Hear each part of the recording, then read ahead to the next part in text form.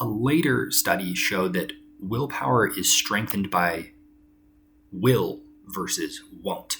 So let's say, for example, instead of telling yourself, I will never eat these kinds of foods again, you're telling yourself, I will eat these after this workout or this leg day or after I finish this project or whatever it may be.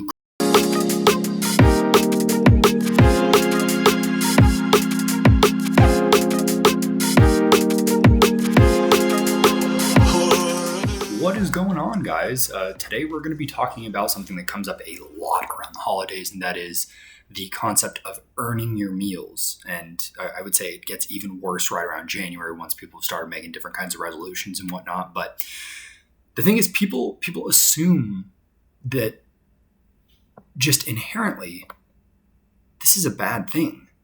And I don't know that I agree. I think it can be a good thing.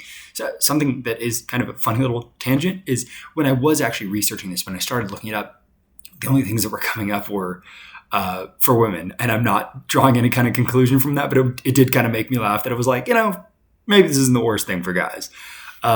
Which again, I also kind of agree with. But the thing was that on all of these pages, they were saying, you need food. This is bad for your mental health. This is going to give you a bad relationship with food, which I think everybody understands that you need to eat, obviously. But is it bad for your mental health? Is it going to give you a bad relationship with food? I don't know. But all of these pages were saying that this is a bad thing. And they might be right, but I'm going to go ahead and argue the opposite side here. This does assume that you either want to lose fat, gain muscle, or change your body, your strength, your wellness, your whatever it may be in some kind of way. So I'm going to give you three reasons why this might actually be a good mindset for you, and honestly, why I think it might be good for most people. I did just want to say before we get into this, if you haven't already, guys, make sure you hit that subscribe button. 80% of my recurring listeners on Spotify and YouTube aren't subscribed, which means you're probably missing a lot of content. So if that is you, it helps me out a lot. It's good for the algorithm and all that stuff. And, like I said, you also get all of my content hand delivered straight to your mouth as long as you have earned it.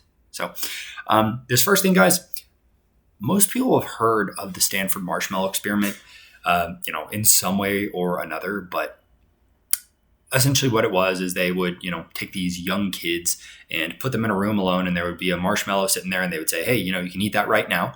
Or if you wait a period of time, we will give you another one. So, you eat it now or you delay that, and then you end up getting to eat two. So this is the basic concept of delayed gratification.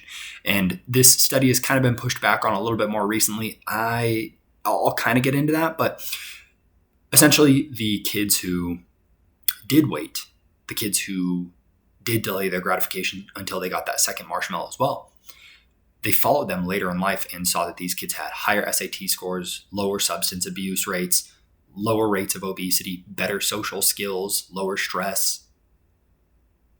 I mean, it's interesting, if nothing else, right? Another interesting little tidbit on that is that the current YouTube CEO, Suzanne, I think it's like Wojcicki or something like that, or Wojcicki, I can't pronounce her last name, but she was actually she was a child in that original study, and she was the girl that waited the longest. So take from that what you will. There was another version of this study where they controlled a few more factors, and that was basically it basically just showed that you have more self-control if you believe that you will actually get the thing you're looking for. So how do these two things apply to you? One, obviously delayed gratification. If you put something off for longer, you're willing to, put more work in for a longer period of time. Basically, you're willing to shoot for bigger rewards, more or less. You're okay delaying that gratification. But the other version of that is that you have to set a realistic goal. People were more likely to hit these goals if they actually believed they were going to hit them. So if we're talking, you tell yourself, hey, I want to lose 100 pounds in 3 months. It's like, well, you're not going to put in the effort for that because on some level, that that's not achievable. However, if you set a more realistic goal, like let's say hey, I want to lose, 5 pounds this month or something, you're probably going to work more for that because it's realistic. It would be the same way as like, if your boss told you, hey, you'll get this promotion if you work 100 hours every single week for the next 4 months. You're going to be like, cool, so fuck that promotion, right? But the biggest thing that I concluded from this, honestly, is that removing temptation is key. These kids, when they were doing this marshmallow study, it's actually really funny. You can watch a video of this. And I mean, kids will bury their head in their hands. They will lay on their back. They'll dance around and start singing. It's like they have to distract themselves or just remove their awareness of it. Like they can't even look at it. So how does that work for you? I mean, let's look at like basic things. A lot of people, this is kind of controversial, but a lot of times, really good relationships, people who've been together for a long time, don't have social media. They don't have that temptation of seeing hundreds of other people. Good weight loss. Those are usually people who don't keep a ton of different snacks in their house. Kids that are getting good grades, they usually don't have like video game systems and stuff like that. That's probably why I didn't get good grades, but it's beside the point. This second one, willpower isn't finite. There was one study done, it was like this cookie radish study, which I actually thought was interesting at a period of time. It seemed a little too finicky in my mind now. But basically what they did is they had some people come into a waiting room. They had a group that they would offer, or there was cookies, radishes, and then there was a group that skipped this part of the study as a control. And basically the people who ate the radishes, well, all the people had to put together a puzzle. The caveat was that they didn't know that the puzzle was completely unsolvable. The people who ate the radishes spent less time trying to work on the puzzle. The people who ate the cookies, spent more time. So the theory that they concluded from this is, well, these people gave up some of their willpower by choosing to eat the radishes, so they didn't have as much willpower left over for this for this impossible puzzle, right? And then they also did another thing later on where they would have them take some like sugar water and drink that, and they would see that like refilled it. It gave them more fuel, so to speak.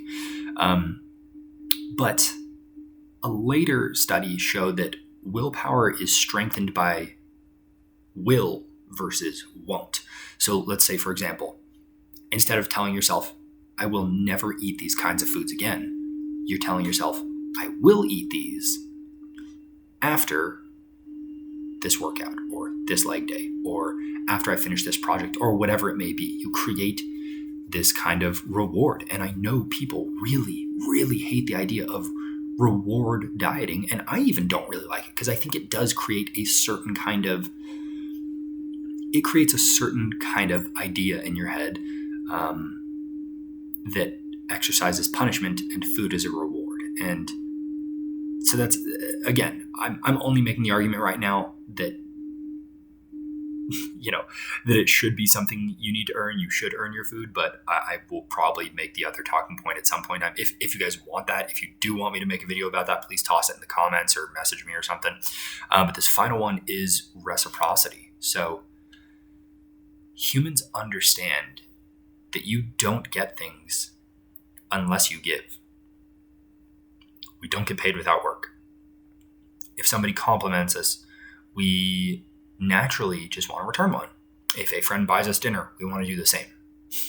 Humans just know there's something weird about good things coming our way without the effort to earn it.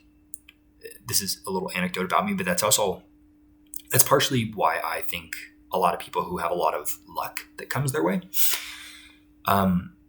they always seem to be harder workers on the back end, almost like they're getting this paycheck from life, so to speak, and they go, well, shit, I got all these good things coming my way. I have to do the effort now or put in the work to prove, that I deserve these things or whatever it may be. But yeah, so that's kind of my take on it, guys. And I know this is actually a pretty controversial thought. So if you guys disagree with me, I'd love to hear from you. I'd love to hear why you disagree. If you think this is a great point, tell me why. If you actually are going to apply any of these things because they really make sense to you, which one stuck out the most? And as a final little closing side note, if you guys are still here, this idea actually came about because of a gal on Instagram named Marissa Hope. That's MARISA HOPEEE on Instagram. And she makes a lot of content arguing the opposite end of this. So she is very anti-food as a reward, earning your meals, that kind of stuff. If you guys are still listening at this point, I'd love if you go comment on one of her things and say, hey, Andrew talked about you in a recent episode, because I would actually love to talk with her about this stuff. And then actually I do have one more thing as a little closing bit. There is a little bit of, I don't want to say danger, but whatever. There's danger in painting with a really broad brush, obviously. The reason that I think that this idea of earning your meals might be effective is because there are people that function really well with that mindset. It is not for everybody. That is where the magic of coaching comes in, is that you are finding what mindset, what styles of diet and coaching and exercise and all these different things actually work well for people. So I like the idea of it. For me, I have clients that love doing that, love earning meals, and I have clients who fucking hate it. So if you're one of those people, you're not really sure, you don't really understand what works well for you with your diet, with your exercise, with your lifestyle, all these different things, DM me. We can set up a free call. We can talk about it and figure out how these things might play into your life. So yeah, that is pretty much it, guys. So until next time, my name's Andrew with Pride. We'll see y'all later. Hey guys, thanks for watching that episode. If you got some value out of that, please give me a little subscribe somewhere in there, whether that is on Apple, Spotify, wherever you're listening right now. And you can also find me on TikTok, Instagram, pretty much everywhere, honestly, at Andrew PFM. So yeah, guys, until next time, we'll see y'all later.